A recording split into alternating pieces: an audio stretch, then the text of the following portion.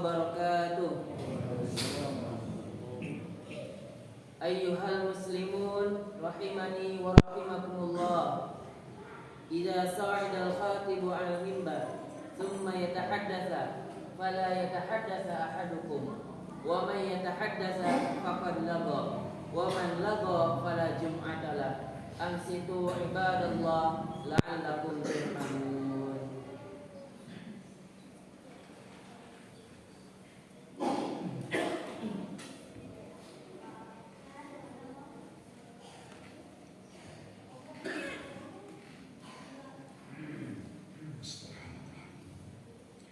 Assalamualaikum warahmatullahi wabarakatuh.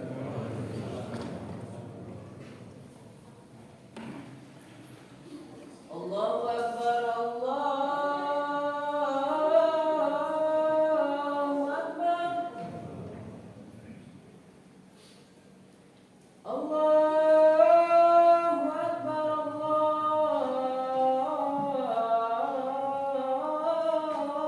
Akbar. Asyhadu an la ilaha illallah.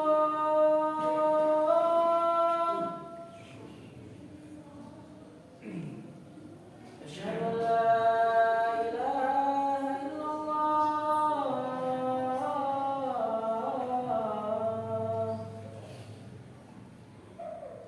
Asyhadu anna Muhammadar Rasulullah.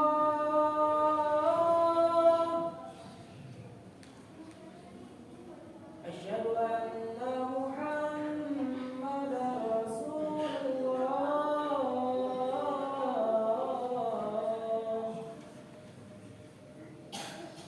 Hayya 'alas salah.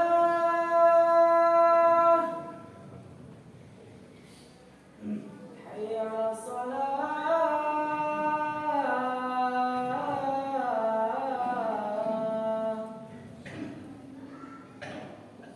Hayya 'alal falah. Hayya 'alal falah.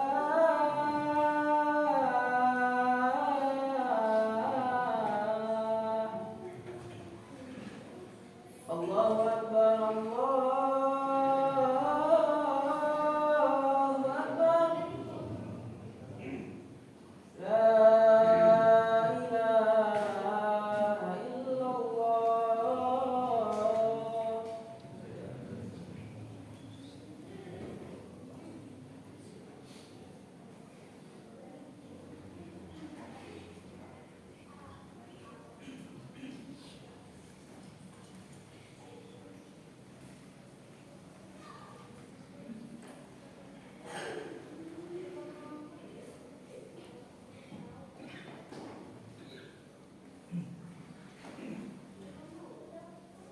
Alhamdulillah.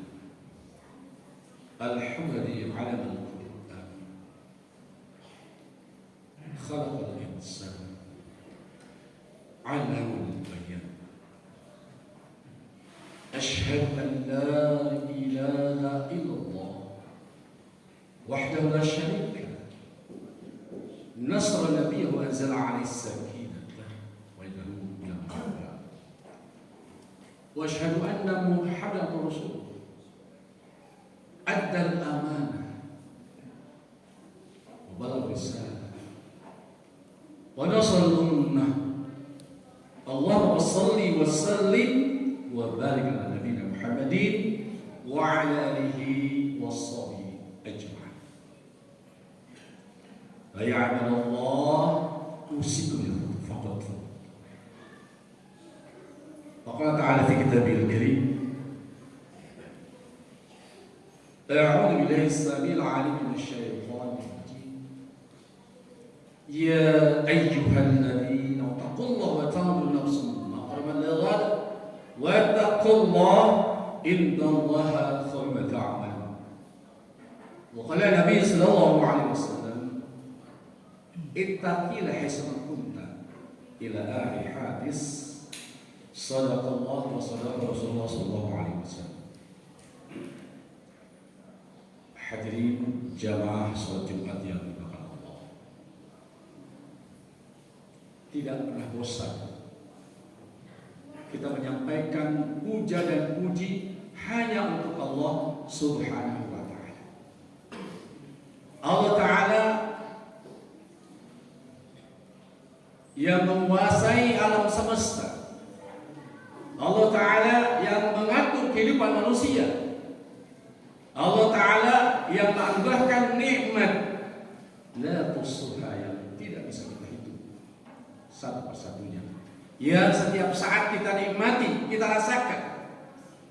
Oleh karena tentunya sudah berkewajiban kita untuk senantiasa bersyukur kepada Allah dengan lisan kita, dengan hati dan perasaan kita, dan disempurnakan dengan amal kita melaksanakan perintah Allah, menjauhi segala larangan-larangannya.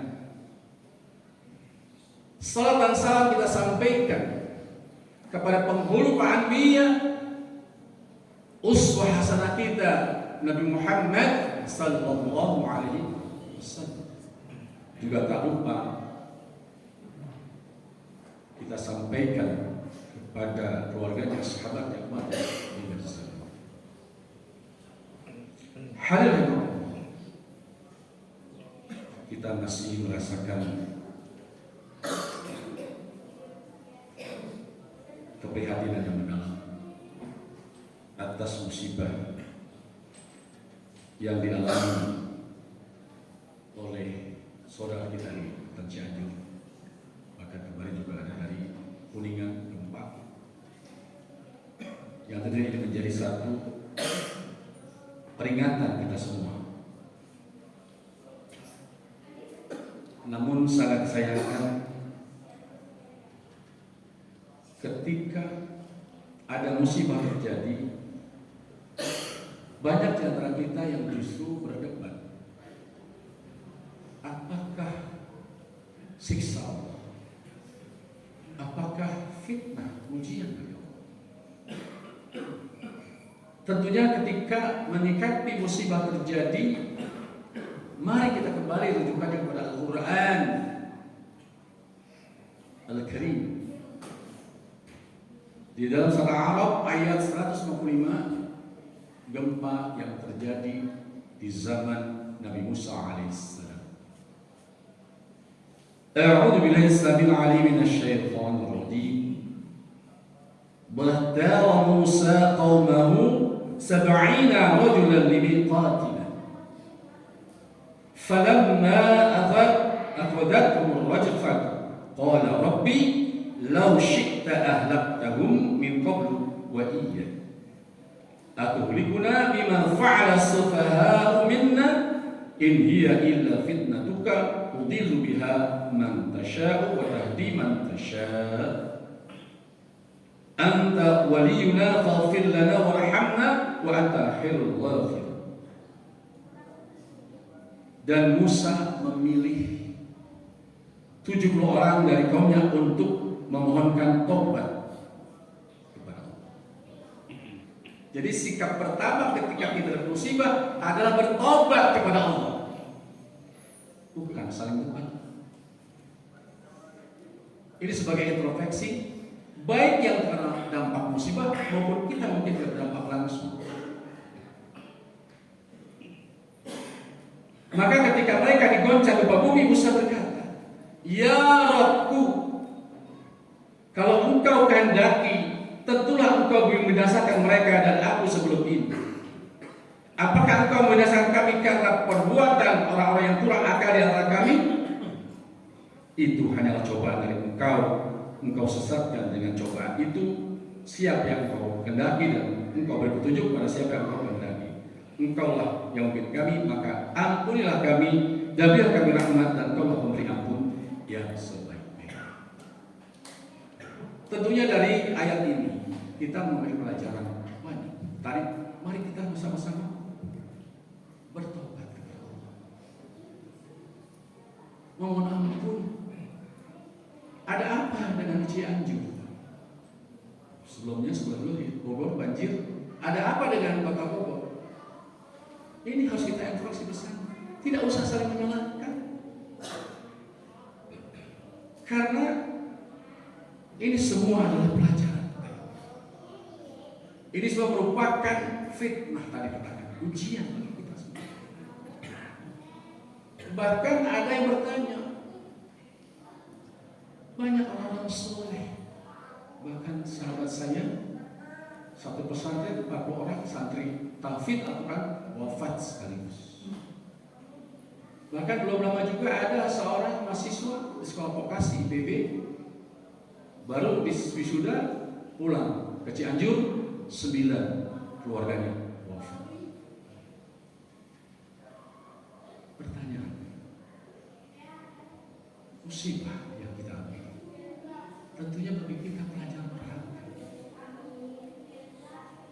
Tentunya kalau kita bilang di Cianjur banyak maksiat,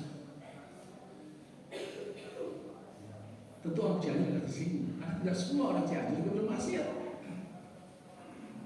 Bahkan Al-Quran dinyatakan kalau ketika ada musibah yang terjadi bukan hanya menimpa orang-orang zalim saja, juga bisa menimpa kita. Imam Ahmad dan Tabrani menyampaikan satu riwayat yang menyatakan bahwa kata Rasulullah SAW, ketika kita melihat, menyaksikan kezaliman, kemaksiatan yang terjadi di depan mata kita dan kita diam, kita akan terkena musibah. Ini hadis diriwayatkan oleh Imam Ahmad dan Imam Tabrani. Wallahu a'lam bishawab. Tentunya pelajaran juga bukan hanya bagi mereka yang tertimpa musibah. Nah, kita tidak berdampak, diuji bukan hanya sekedar kita simpati, tapi juga kita buktikan al-ukhuwah al-islamiyah. Kalau kita punya harta, keluarkan harta kita. Karena sekarang menurut laporan para relawan, ya, sudah mulai recovery, bukan lagi rescue. Apa maksudnya? Ya, mulai dibangun rumah-rumah yang hancur. Mulai juga kita lihat kehidupan yang mencari ma'isyah atau penghasilan mulai bangkit. Bahkan dari kabar juga mereka masih butuhkan makanan siap saji. Makanya para lawan saya melihat di sana itu menyiapkan makan pagi, siang dan malam. Yang tentunya mereka juga punya keterbatasan. Nah, tugas kita saat ini, ya, mungkin bersama dengan pemerintah daerah di dalamnya untuk membantu mereka. Kalau kita pun tidak punya harta untuk kita sumbangkan, kita punya tenaga, jadilah relawan. Tenaga pun belum tidak mampu, kita punya doa. Mudah-mudahan, ya, saudara kita yang saat ini dalam kondisi yang masih dirawat di rumah sakit, Allah sembuhkan. Yang tentunya wafat, kita doakan insya Allah wafat pada syuhada. Dan tentunya juga bagi mereka yang ditimpa musibah di sisi hartanya, segera Allah ganti yang terbaik. Amin ya rabbal alamin. Kemudian pelajaran yang berikutnya dari musibah yang terjadi dalam surat Al-Anbiya ayat 35, Allah sudah berikan warning kepada kita. Dengan diawali dengan ungkapan Allah Ta'ala, kullu nafsin dha'iqatul maut. Setiap yang bernyawa pasti akan merasakan kematian. Walablukum, kami akan menguji kamu sekalian. Bentuknya fi'il mudhari', bukan fi'il madhi, bukan masa lampau. Artinya mulai saat ini sampai akan datang, Allah akan menguji kita sampai kita wafat. Jangan merasa aman dengan ujian. Nah, itu kan jauh di Cianjur. Belum lama beberapa hari setelah itu kan Ciamas juga bergetar juga, walaupun karena dalam nggak terasa. Dari dekat Pak Ciamas. Karena patahan-patahan ini juga ada di zaman Nabi pun sudah ada. Nah, problem yang terjadi, kita menyalahkan misalnya ada kemusyrikan di sana. Dulu pun juga banyak kemusyrikan. Ternyata seorang ulama dalam tafsir Al-Manar menyatakan yang dimaksud ketika seseorang atau kaum diuji dengan gempa bumi atau musibah, proses pemurnian Ini kasih sayang Allah. Para ulama khususnya, kalau mereka musibah Ustaz, mereka kasihan Ustaz. Tapi sebetulnya kasih sayang Allah mungkin banyak kekotoran, banyak maksiat, banyak dosa yang dilakukan yang Allah bersihkan. Kita selalu bersudzon kepada Allah, bersangka baik kepada Allah.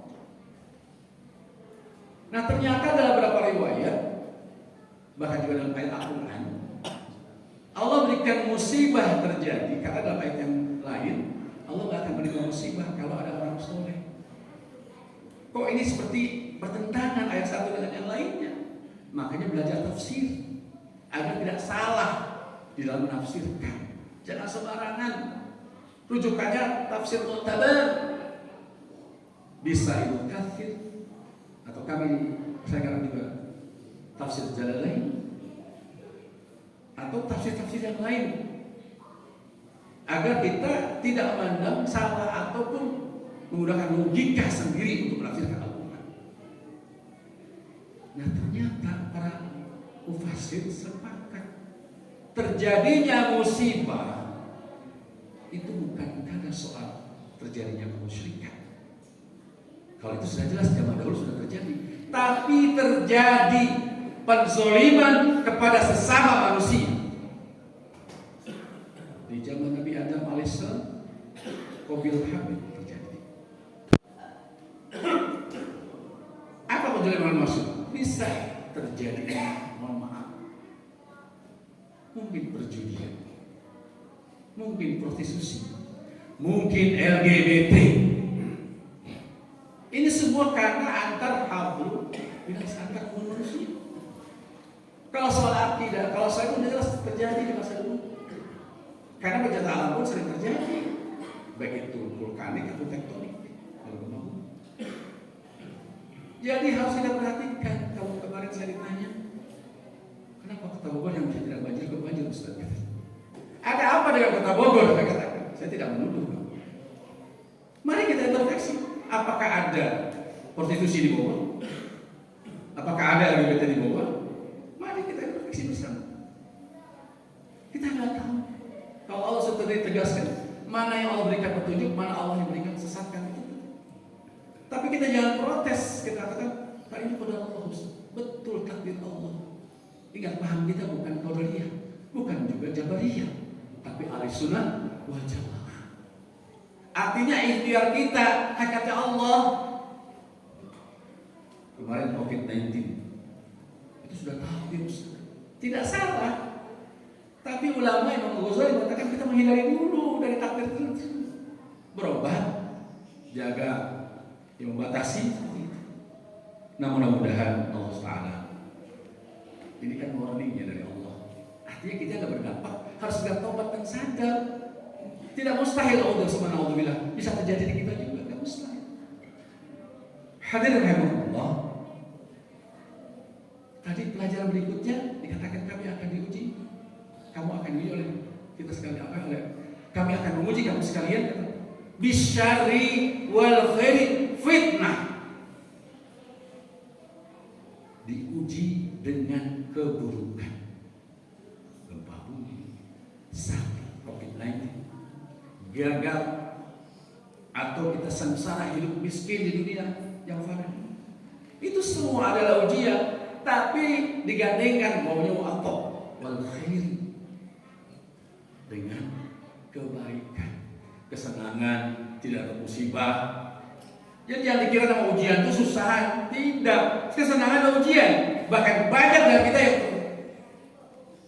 lapar, menyimpang karena kelebihan harta, karena senang, karena punya jabatan, karena punya kekuasaan, sehingga seenaknya saya menzolimi orang yang kita di bawah penguasaan kita. Hadirin Allah, akhirnya tentunya tidak lain kita semua untuk kita introspeksi diri, muhasabah diri. Apakah sholat kita sudah benar? Apakah wudhu kita sudah benar? Apakah berjamaah kita sudah benar? Karena kami masih menyaksikan mohon maaf. Apakah sholat subuhnya sudah seperti sholat Jumat? Kata seorang ulama, guru saya Firman Ali Mekal, Allah ke Jakarta. Lihat satu kampung atau daerah, dilihat berkah atau tidaknya, lihat sholat subuh berjamaahnya. Tapi ketika mulai hanya 2-3 orang saja, bahkan satu sholat tidak sampai, kita akan lihat di situ. Karena apa? Kan ketika panggilan hayya 'alas shalah itu sudah jelas. Artinya ada sesuatu. Coba Al-Quba saja ini berapa RW atau RT? Kira-kira kalau kakaknya bisa penuh nggak ini? Sholat subuh ya? Standar sholat subuh. Dan itu sholat yang teramat berat. Dari situlah kita mudah-mudahan dengan kita mentakbirkan masjid akan ada al-ukhuwah al-islamiyah, suatu umat yang tidak mudah pecah belah. Karena saat ini banyak provokasi, banyak provokator orangnya yang mencoba memecah belah kita. Termasuk kita ribut masalah fikih. Saya perhatikan banyak kajian akidah, banyak kajian fikih, tapi jangan membahas masalah adab, akhlak. Karena 3 ini tidak boleh terpisah. Kalau kita akidahnya bagus, fikihnya bagus, tanpa akhlak, tanpa adab, bisa dipastikan akan terjadi perbedaan. Makanya kata Imam Malik, rahimahullah ta'ala, al-adab qabail. Lalu kan adab sebelum kita punya ilmu. Begitu juga kata Imam Syafi'i rahimahullah ta'ala. Mulai dari sekarang kita kuatkan ukhuwah Islamiyah kita sampai kita beristighfar, bertobat kepada Allah. Kita kembalikan, kita ucapkan qul inna sholati wa nusuki wa mahyaya wa mamati lillahi rabbil alamin. Tapi ternyata perbuatan tidak sesuai dengan janji kita dalam aktivitas tersebut. Sholatku, hidup mati untuk Allah, ternyata tidak seperti itu. Nah, mudah-mudahan dengan kita senantiasa berzikir kepada Allah, jangan lupa habis sholat berzikir Allahumma, atau berdoa a'ini ala zikrika wa syukrika wa husni ibadah. Amin ya Allah. Barakallahu fil Qur'anil azim wa nafa'ani wa iyyakum bima fihi min al-ayati wa dzikril hakim wa taqabbal minkum tilawatahu innahu as-sami'ul 'alim fastaghfiruhu innahu ghafurur rahim. Allahumma shalli ala sayyidina Muhammad wa ala ali sayyidina Muhammad.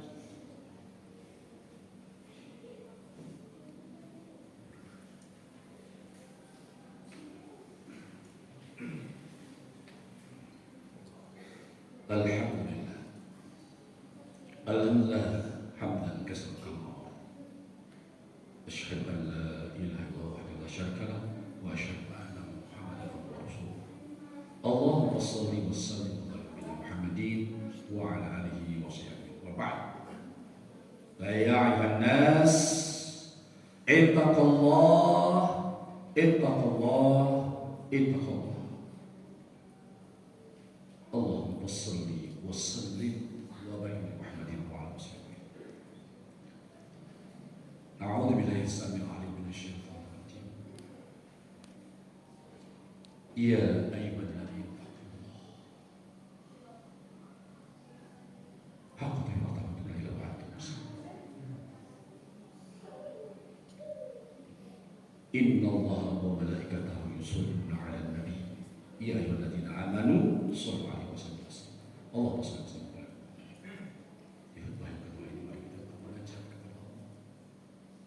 Semoga Allah mengampuni segala dosa-dosa kita, dosa kedua orang tua kita, dosa para guru kita, dosa para pemimpin kita.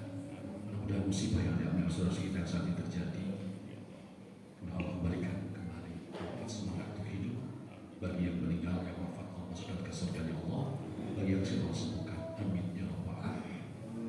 Allahumma fir lil muslimin wal muslimat wal mu'minin wal mu'minat الأحياء والأموات يا قاضي الحاجات.